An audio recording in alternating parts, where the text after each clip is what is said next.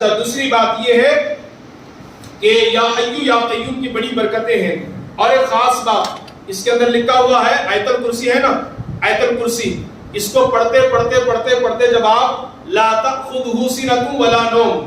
پہ پہنچیں گے، اس کا معنی ہے اللہ کو نیند تو بہت دور کی بات ہے، اونگ تک نہیں آتی، اللہ کو اونگ تک نہیں آتی، نیند نہیں آتی اس کو۔ اور اس میں لکھا ہوا ہے کہ حضرت موسیٰ علیہ السلام نے ایک مرتبہ اللہ سے پوچھا، مولا تو سوتا کیوں نہیں، مولا تو سوتا کیوں نہیں؟ کبھی کبھی اللہ فوراً جواب نہیں دیتا، تاخیر سے دیتا، تو رب نے فرمایا موسیٰ ایک کام کرو، 2 شیشے کی بوتل لے لو، اس میں پانی بھر لو اور لے کر کے کھڑے ہو جاؤ۔ حضرت موسیٰ علیہ السلام اللہ کے حکم کے مطابق 2 شیشے کی بوتل پانی سے بھر کے لے کر کے کھڑے ہو گئے۔ تھوڑی دیر کے بعد موسیٰ علیہ السلام پر نیند کا غلبہ ہوا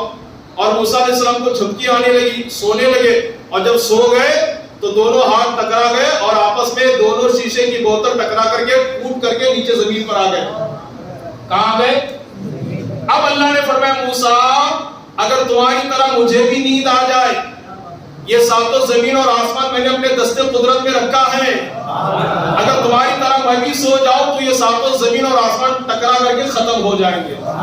اسی لیے مجھے نیند نہیں آتی، اور نیند انسان کی مجبوری ہے، اور اللہ مجبوری سے پاک ہے، اللہ مجبوری سے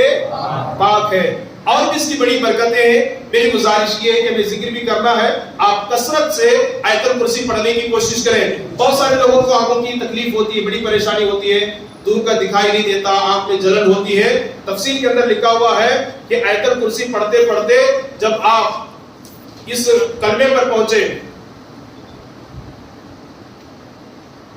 وَلَا يَهُودُ حِفْظُهُمَا، اس پر پہنچے تو اپنے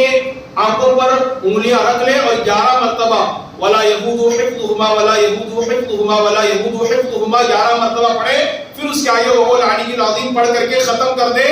انشاءاللہ کبھی آنکھیں اندھی نہیں ہوگی، کبھی آنکھوں کی بینائی نہ جائے گی، اور آنکھوں کی روشنی کبھی کم نہیں ہوگی۔ اور یہ عمل صاحب تفسیر نعیمی فرماتے بڑا مجرب عمل ہے۔ کیا عمل ہے؟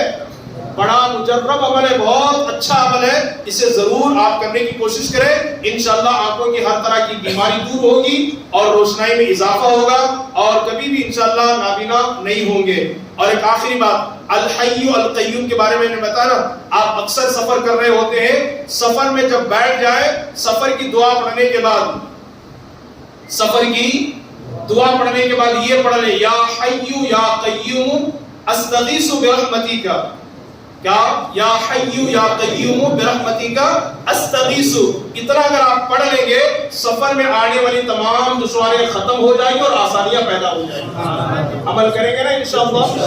کریں گے نا انشاءاللہ۔ تو یہ آیت الکرسی ہے، میری وہ بات سرکار تاج الشریعہ نے جو فرمایا تو اس کو یاد رکھیے، جس کے پاس آیت الکرسی ہے پھر اسے کسی کرسی کی ضرورت نہیں ہے، اور یہ وہ آیت الکرسی ہے جو دنیا میں بھی کام آئے، قبر میں بھی کام آئے اور آخرت میں بھی کام آئے۔ اللہ کی بارگاہ میں دعا کو کہ اللہ تعالیٰ کہنے سننے زیادہ ہم سب کو عمل کی توفیق عطا فرمائے، اللہ تعالیٰ ہم سب کو قرآن پڑھنے، سمجھنے، اس پر عمل کرنے اور اس کے پیغام کو دوسروں تک پہنچانے کی توفیق عطا فرمائے۔